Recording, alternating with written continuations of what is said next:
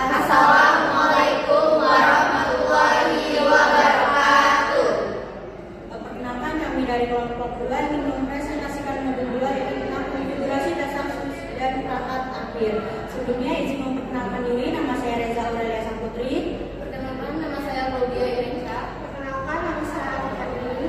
Perkenalkan, nama saya Sofi Salsabila. Saya Salma Riza. Saya Dezel Bisa Riza. Saya Lili Cahya Putri. Saya Muhammad Riza. Saya Syarifah Febiani. Langsung saja kita akan masuk ke materi. Yang pertama itu akan dibawakan oleh Claudia. Baik, di sini saya akan membahas tentang akses Cisco IOS, yang dimana ada bagian-bagiannya, yaitu yang pertama ada operasi sistem, ada GUI, workforce on-off on-off, access method dan terminal simulation program, dan check your understand. Yang saya akan baca satu persatu. Di sini saya akan yaitu operating system, yang dimana sistem yang mengatur kerja perangkat keras dan perangkat lunak. Contohnya itu ada Windows, ada Linux, dan Cisco IOS. Terus di sini ada fungsi OS-nya, yaitu mengelola perangkat seperti CPU, RAM, dan storage. Yang dimana di sini untuk menjalankan aplikasi dan menyediakan antarmuka pengguna. Yang kedua yaitu graphical user interface, yang bisa kita singkat dengan GUI. Yang dimana pengertian GUI termasuk adalah tampilan visual berbasis gambar, ikon, tombol, dan menu. Contoh GUI yaitu Windows dan Android. Dan terdapat kelebihan dan kekurangan. Kelebihannya yaitu mudah digunakan, kekurangannya itu lebih berat dibandingkan CLI. Terus di sini ada purpose of and off, yang dimana tujuan sistem operasinya yaitu untuk memudahkan pengguna menggunakan perangkat. Yang kedua, mengelola sumber daya komputer. Yang ketiga, menjalankan program dengan efisien. Yang keempat, dengan menjaga keamanan sistem. Terus di sini ada bagian access method, yang dimana ada metode akses Cisco IOS, yang dimana ada konsul dan terminal dan SSH. Terus di sini ada terminal, yang dimana pengertiannya yaitu software untuk mengakses CLI perangkat jaringan. Contohnya yaitu ada FATI, TeraTram, dan Support CLI, yang dimana fungsinya untuk menghubungkan komputer ke router dan switch dan menjalankan perintah Cisco IOS. Di sini kesimpulannya yaitu yang dimana sistem operasi untuk perangkat jaringan dan melalui konsul standar SSH. Sekian dari saya. Selanjutnya akan dilanjutkan pada ini. Materinya yaitu navigasi Cisco IOS. Pengenalan navigasi Cisco IOS tujuannya memahami cara mengoperasikan command line interface pada perangkat Cisco. Metodenya adalah perintah ketikan dalam berbagai mode yang memiliki fungsi spesifik. Yang kedua, mode perintah utama. Ada dua level akses utama pada saat pertama kali masuk, yaitu tampilan broker hanya untuk monitoring dasar, akses terbatas. Yang kedua ada tampilan broker, akses penuh untuk melihat konfigurasi atau status perangkat. Yang ketiga ada mode konfigurasi, untuk mengubah peraturan kita masuk ke dalam mode yang lebih spesifik, yaitu global configuration mode. Yang kedua ada configuration mode. Dan yang keempat ada navigasi antar mode, yaitu masuk ke pre-left, masuk ke global config, keluar dari level sebelumnya, dan masuk ke pre-left di mana saja. Yang kelima adalah tip pemulihan pemerintah, yaitu syntax. Adalah konteks sensitive help, ketik tanda tanya untuk melihat daftar perintah yang tersedia. Yaitu yang kedua ada syntax cracker, yaitu fitur otomatis memvalidasi apakah perintah yang kita ketik sudah benar atau belum. Sekian. Selanjutnya akan dilanjutkan oleh Sofi. Jadi di sini saya akan melanjutkan materi bagian ini, yaitu adalah 2.3, yaitu tentang struktur command. Jadi di sini ada struktur perintah dasar, yaitu struktur utama perintah IOS terdiri dari prompt atau penanda kode perangkat. Contohnya adalah switch. Lalu selanjutnya ada command. Command ini adalah perintah utama. Contohnya itu adalah show. Lalu selanjutnya ada keyword atau argumen, yaitu adalah parameter sistem atau keyword atau nilai input pengguna. Lalu selanjutnya ada space dan enter. Jadi spasi itu adalah sebagai pemisah, lalu enter itu adalah untuk mengeksekusinya. Lalu selanjutnya ada cek sintaks perintah, yaitu aturan penulisan dalam dokumentasi. Lalu ada Contohnya adalah tebal atau bold, yaitu harus mengetik persis. Lalu selanjutnya ada miring atau italic, yaitu variabel yang diisi dengan pengguna. Selanjutnya ada fitur bantuan atau help. Contohnya adalah context sensitive help, yaitu dengan mengetik tanda tanya untuk melihat daftar perintah yang tersedia di model tersebut. Lalu ada syntax check, yaitu adalah perintah error otomatis jika perintah salah atau tidak. Selanjutnya ada shortcut atau hotkeys, yaitu shortcut itu adalah perintah bisa disingkat selama paragrafnya unik. Contohnya COMF, yaitu untuk konfigurasi. Lalu selanjutnya ada tab, yaitu melengkapi pengetikan perintah secara otomatis. Sekian. Selanjutnya akan dilanjutkan oleh Salma. Baik, melanjutkan pada kita. Sekarang kita masuk ke bagian teknis konfigurasi identitas dan keamanan perangkat. Pertama, yang paling mendasar adalah menggunakan hostname. Jadi kan kita menggunakan perintah hostname atau simpelnya kita harus unique, lalu mulai dengan huruf tanpa spasi, lalu kita tidak tertukar saat mengelola banyak perangkat sekaligus. Lalu selanjutnya ada keamanan akses. Di sini kita harus mengunci akses perangkat. Ada dua pintu utama, yaitu kabel fisik melalui line console dan mode admin melalui enable socket. Sangat disarankan menggunakan enable socket karena password otomatis masuk langsung diacak atau di hash oleh sistem sehingga semua aman daripada perintah enable password biasa. Lalu ada enkripsi kata sandi, di mana meskipun kita sudah berpassword, biasanya di file konfigurasi masih kelihatan teks aslinya. Nah, supaya benar-benar tersembunyi, kita menjalankan perintah service password encryption. Perintah ini akan menyamarkan semua password yang ada di perangkat kita agar tidak bisa dibaca oleh orang dan tidak benar-benar. Lalu ada poin terakhir yang adalah banner.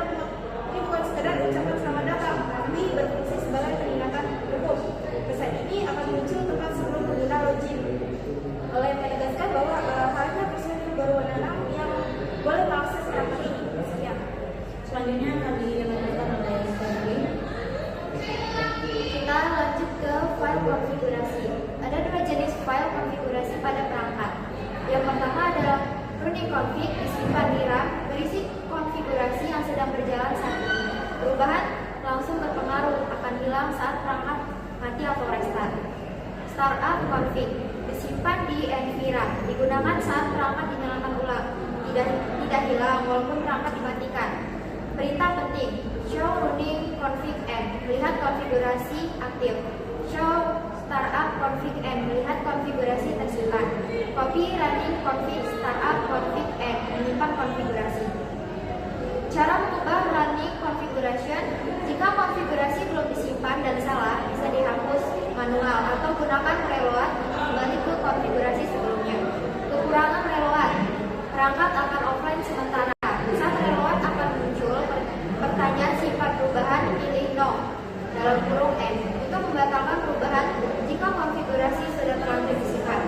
Gunakan erase startup config lalu reload untuk reset ke default. Menyimpan konfigurasi ke file text. Langkah-langkahnya, buka aplikasi terminal, misalnya Putih atau Teratel. Aktifkan login, jalankan show running config atau show startup config. Simpan hasilnya ke file text, matikan login. Fungsinya, sebagai backup konfigurasi bisa diedit dan digunakan kembali. Cara restore, masuk ke mode konfigurasi, copy paste, disimpan ke terminal, otomatis jadi running config. Sekian. Selanjutnya akan dilanjutkan oleh Lili. Baik, di sini saya akan melanjutkan dari materi sebelumnya, yaitu port dan alamat. Dalam jaringan komputer, setiap perangkat harus punya identitas agar bisa saling berkomunikasi. Identitas ini berupa alamat, IP address, dan port. IP address yaitu menunjukkan perangkatnya, dan port menunjukkan layanan atau aplikasi di dalam perangkat tersebut. IP address adalah alamat unik yang digunakan untuk mengidentifikasi perangkat di jaringan. Fungsi IP address yaitu menjadi identitas perangkat di jaringan, memungkinkan pengiriman data dari satu perangkat ke perangkat lain, menentukan tujuan dan asal data. Lalu jenis IP address yaitu ada dua. Yang pertama IPv4 format 32 bit, contohnya 192.168.1.1 paling umum digunakan. Lalu yang kedua IPv6 format 128 bit, contoh 2001 DB81 digunakan karena IPv4 mulai habis. Pembagian IP, public IP digunakan di internet, lalu private IP digunakan di jaringan lokal atau WAN. Contohnya yaitu pada laptop 192.168.1.10. Lalu yang kedua ada router 192.168.1.1. Lalu interface dan port. Interface adalah penghubung antara perangkat dengan jaringan. Contohnya Ethernet, kabelan, Wi-Fi wireless, loopback virtual. Jadi interface itu seperti jalan masuk ke jaringan. Lalu port adalah nomor yang digunakan untuk mengidentifikasi aplikasi atau layanan di dalam suatu perangkat. Kalau IP itu adalah alamat rumah, maka port itu nomor kamar. Fungsi port yaitu mengarahkan data ke aplikasi yang tepat, memungkinkan banyak layanan berjalan dalam satu perangkat. Contoh port umum yaitu port 80 HTTP atau web, lalu port 443 HTTPS web aman, lalu port 22 SSH atau remote server, lalu port 21 FTP transfer file. Jadi kesimpulannya yaitu IP address digunakan untuk mengenali perangkat di jaringan. Interface adalah jalur penghubung perangkat ke jaringan. Port digunakan untuk mengenali layanan atau aplikasi di dalam perangkat. Ketiganya bekerja bersama agar komunikasi jaringan berjalan dengan baik. Sekian, terima kasih. Selanjutnya akan dilanjutkan oleh Nisa. Oke, materi yang selanjutnya yaitu konfigurasi IP address. Untuk konfigurasi IP address itu ada yang pertama yaitu secara manual. Apa itu konfigurasi IP manual? Adalah cara memberi alamat IP ke perangkat secara langsung oleh user atau admin. Setiap perangkat di jaringan harus punya IP address supaya bisa saling berkomunikasi seperti nomor HP. Kemudian kalau manual berarti kita isi sendiri datanya seperti IP address, subnet mask, default gateway. Contoh IP address 192.168.1.10. Contoh subnetnya yaitu 255.255.255.0. Contoh gateway-nya 192.168.1.1. Kelebihannya bisa dibangun penuh, kekurangannya ribet dan rawan salah. Selanjutnya konfigurasi IP secara otomatis. Artinya sistem yang memberikan IP secara otomatis ke perangkat. Saat kita connect ke Wi-Fi, kita tidak perlu mengisi lagi IP karena sudah diberikan oleh DHCP server. DHCP akan otomatis memberikan IP address, subnet mask, gateway, dan DNS. Kenapa penting? Karena ketika akan menyeting IP ke misi, kita tidak perlu menyetingnya satu persatu. Maka materi selanjutnya yaitu mengecek IP. Perintahnya yaitu config. Penjelasannya digunakan untuk melihat konfigurasi IP di komputer. Outputnya biasanya menunjukkan seperti IP address, subnet mask, default gateway. Fungsinya untuk mengecek apakah komputer sudah mendapatkan IP dan apakah jaringan bermasalah. Materi selanjutnya konfigurasi SPI pada switch. Apa itu SPI? SPI adalah switch virtual interface, adalah IP pada switch supaya bisa diakses lewat jaringan. Switch biasanya hanya menghubungkan perangkat, tapi kalau ini remote, misalnya via internet atau SSH, switch harus punya IP. IP ini ditempatkan di VLAN, biasanya VLAN 1.